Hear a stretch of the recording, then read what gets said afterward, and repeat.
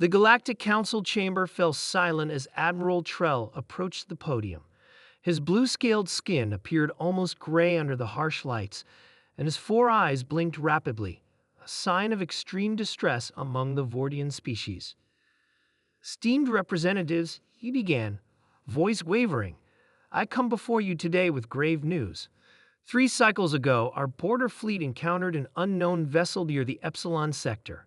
The ship—" He paused, mandibles clicking nervously. The ship was unlike anything we have ever seen.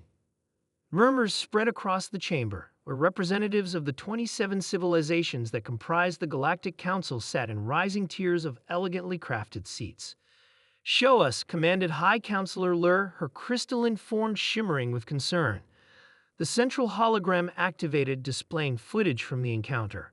A massive vessel appeared, angular and dark against the backdrop of stars. Unlike the smooth, curved designs favored by Council races, this ship bristled with what were unmistakably weapon emplacements. "It's primitive," remarked Representative Quill, his feathers ruffling. "Look at those thermal emissions. They're still using reaction drives." "Primitive, yes," Admiral Trell continued, "but dangerous. Our scans detected energy readings that surpassed our battle cruiser by a factor of 12.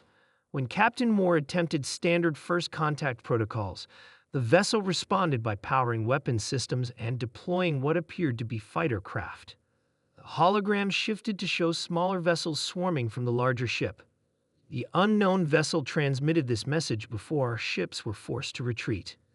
The chamber's audio system crackled to life. "This is Captain Tom Walker of the Earth Federation Battleship Indomitable.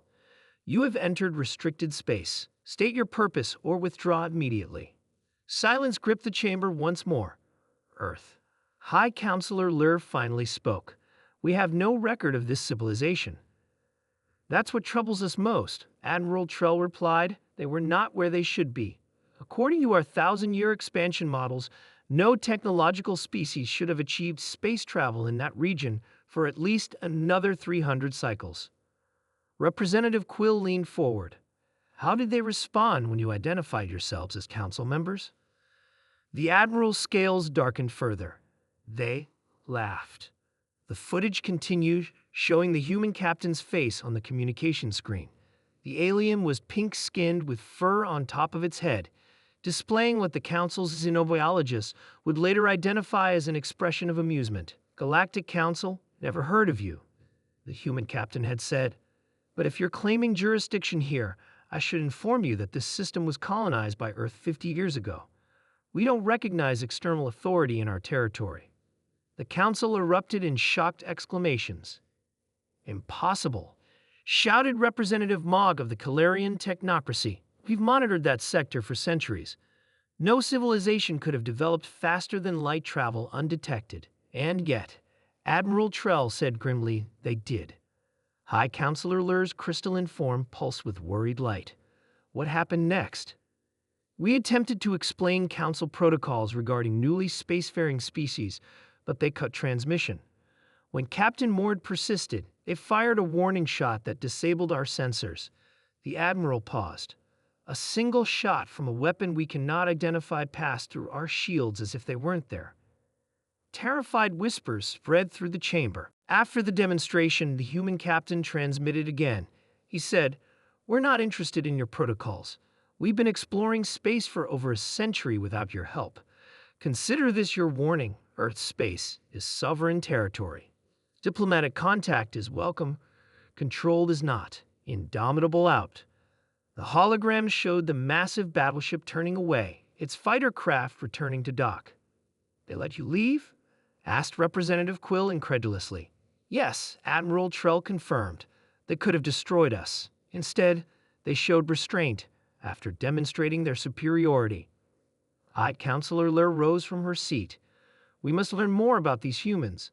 If they possess technology that renders our defenses obsolete, they represent either the greatest threat or the greatest opportunity the Council has faced in millennia."